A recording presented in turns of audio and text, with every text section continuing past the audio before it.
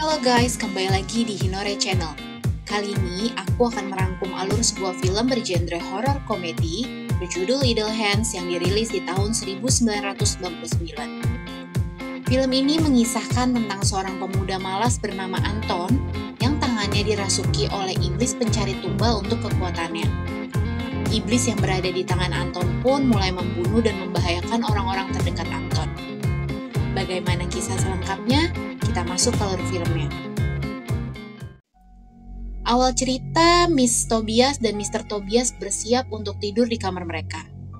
Namun, Miss Tobias dikejutkan dengan tulisan di langit-langit yang bertuliskan I'm under the bed. Miss Tobias yang kaget pun menyuruh Mr. Tobias untuk mengecek ke bawah tempat tidur. Namun, setelah dicek, tidak ada apa-apa. Sesaat setelah itu terdengar suara gaduh dari lantai bawah. Miss Tobias pun menyuruh Mr. Tobias untuk mengecek. Karena mendengar teriakan dari Mr. Tobias, akhirnya Miss Tobias pun pergi mengecek keadaan di bawah. Sesampainya di bawah, tiba-tiba Miss Tobias terpeleset. Dan betapa terkejutnya ketika melihat lantai yang dipenuhi dengan bercak darah. Miss Tobias yang panik pun langsung berteriak memanggil anaknya yaitu Anton. Tetapi tidak ada respon dari Anton. Miss Tobias pun mencoba menghubungi pihak kepolisian. Ketika Miss Tobias memencet tombol telepon, tiba-tiba ada sosok tangan yang menariknya ke bawah ranjang.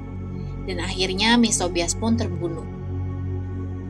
Keesokan paginya, Anton yang tidak tahu bahwa orang tuanya sudah tewas pun terbangun dari tidurnya. Dia merupakan seorang anak yang sangat malas. Kesehariannya hanya diisi dengan menonton TV, tidur, dan mendengarkan musik.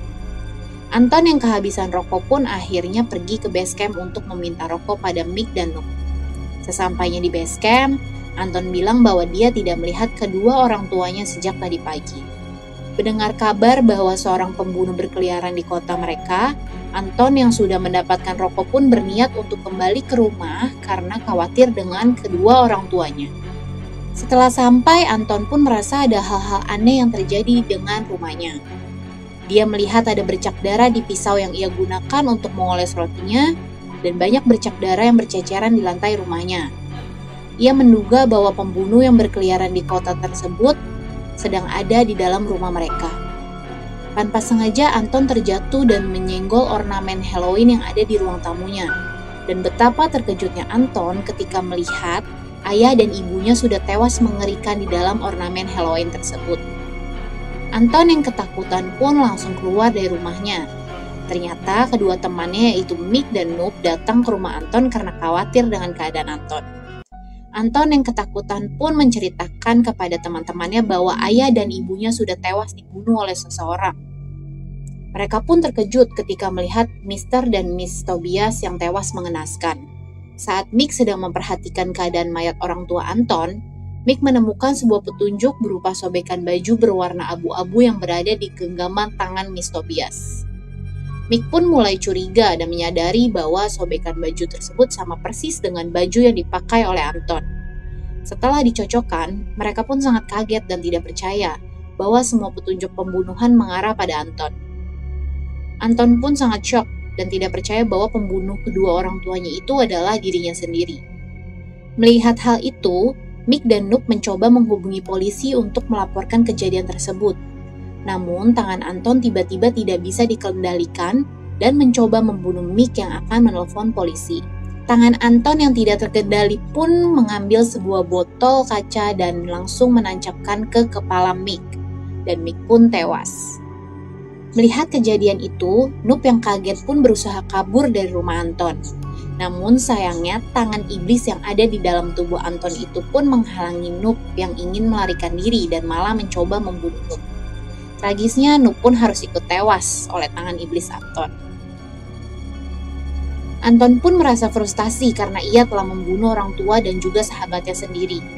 Tiba-tiba tangan iblisnya ini pun melempar kucing peliharaan Anton ke rumah tetangganya. Anton yang merasa kasihan pun akhirnya mencari si kucing tersebut. Saat Anton sedang mencari si kucing, tangan iblis itu pun mengincar tetangga Anton. Tangan iblis ini langsung menarik tubuh Anton ke teras dan memencet bel yang menyebabkan keluarlah seorang wanita dari dalam rumah itu. Ternyata pemiliknya adalah Molly, seorang wanita yang sangat diidam-idamkan oleh Anton. Singkat cerita, Molly mengajak Anton untuk masuk rumahnya, karena kebetulan kedua orang tua Molly sedang tidak berada di rumah.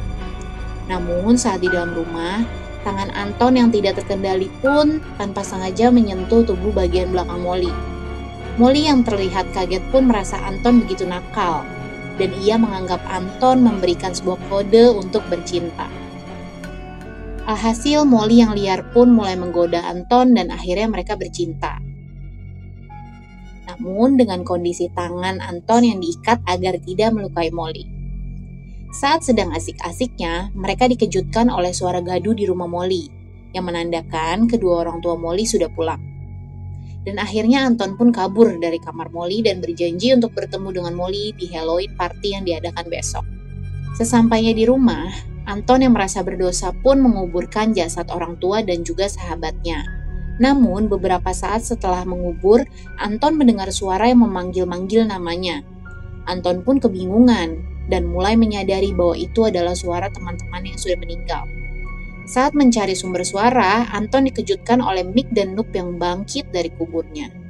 Melihat hal itu, Anton pun sangat panik dan menganggap mereka itu adalah hantu. Namun Noob akhirnya memukul Anton hingga pingsan agar dia tidak membuat kegaduhan yang berlanjut. Keesokan harinya, Anton pun merasa kaget melihat Mick dan Noob yang masih hidup. Padahal Anton telah membunuh mereka, dan diketahui ternyata Mick dan Noob berubah menjadi mayat hidup. Melihat tangan Anton yang semakin tidak bisa dikendalikan, Mick dan Noob pun memberikan saran kepada Anton agar dia bertanya kepada seseorang yang tahu tentang iblis. Anton pun bergegas pergi untuk mencari Randy. Randy adalah orang yang ia kira tahu tentang apa yang merasuki tangan dia. Setelah menemukan Randy, Anton pun bercerita bahwa tangannya seperti kemasukan iblis dan tidak bisa dikendalikan. Namun ternyata Anton, Mick, dan Noob salah mengartikan bahwa iblis yang dimaksud Randy adalah genre musik rock yang disukai oleh Randy. Malamnya, dua orang polisi yang melihat ada yang aneh dengan rumah Anton pun pergi untuk mengecek keadaan rumahnya. Kedua polisi itu pun kaget melihat Anton yang duduk bersama kedua mayat sahabatnya dalam kondisi yang mengenaskan. Polisi itu pun menduga bahwa Antonlah pembunuh yang berkeliaran di kota akhir-akhir ini. Alih-alih ingin menjadi pahlawan, kedua polisi itu pun menyergap rumah Anton tanpa meminta bantuan rekan polisi yang lain.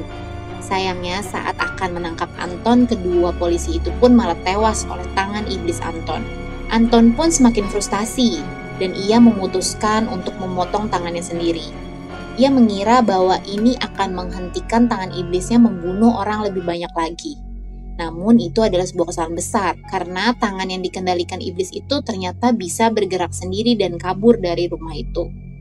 Anton yang panik karena tangan iblis itu hilang menyadari bahwa tangan iblis itu mengincar Molly karena belum berhasil dibunuhnya.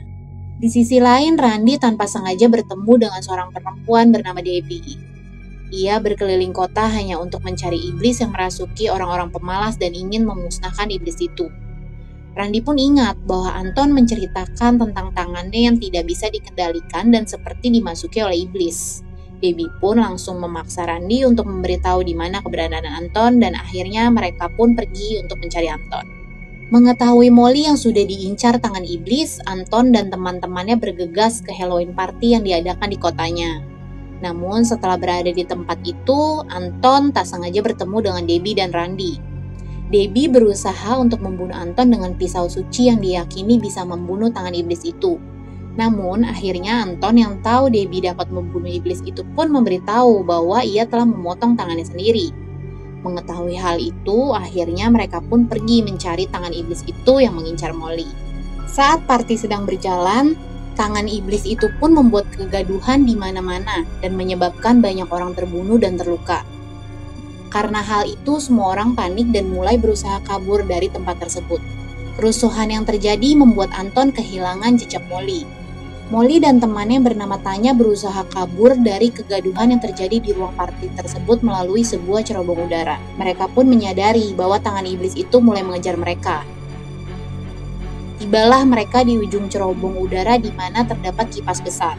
Melihat hal itu, Molly berusaha menghentikan putaran kipas itu menggunakan heels milik Tanya dan Molly pun mengambil tali yang dibawa oleh Tanya. Setelah berhasil, Molly pun mengajak Tanya untuk segera melompat, tetapi Tanya tidak berani.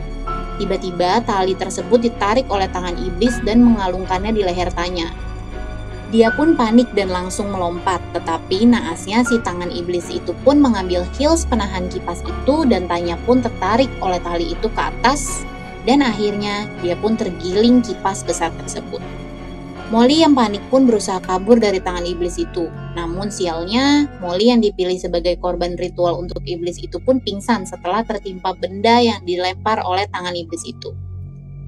Di sisi lain, setelah mencari ke setiap sudut ruangan, Anton pun akhirnya menemukan Molly yang terikat di sebuah mobil yang akan menjadi tumbal sang iblis. Anton yang berusaha menyelamatkan Molly pun harus bersusah payah untuk menghalangi tangan iblis itu. Untungnya, Mick dan Noob datang membantu Anton mengalahkan tangan iblis tersebut. Namun, hal itu tidak cukup untuk menghentikan tangan iblis tersebut. Dan di saat-saat genting, Debbie pun datang dan melempar pisau suci tepat di tangan iblis itu. Akhirnya tangan iblis itu pun musnah dan Molly pun selamat dari kejadian tersebut. Melihat tugas Mick dan Noob sudah selesai, mereka pun kembali dipanggil oleh malaikat-malaikat untuk kembali ke tempat yang seharusnya. Dan film pun selesai. Itulah rangkuman dari film yang berjudul Idle Hands. Gimana menurut kalian? Komen di bawah ya. Kalau kalian punya rekomendasi film lainnya bisa tulis juga di kolom komen. Dan kalau kalian suka dengan video ini, jangan lupa untuk klik tombol like dan tombol subscribe. Juga nyalain loncengnya supaya kalian gak ketinggalan video-video dari Hinore selanjutnya. So, thank you for watching and see you on the next video. Bye!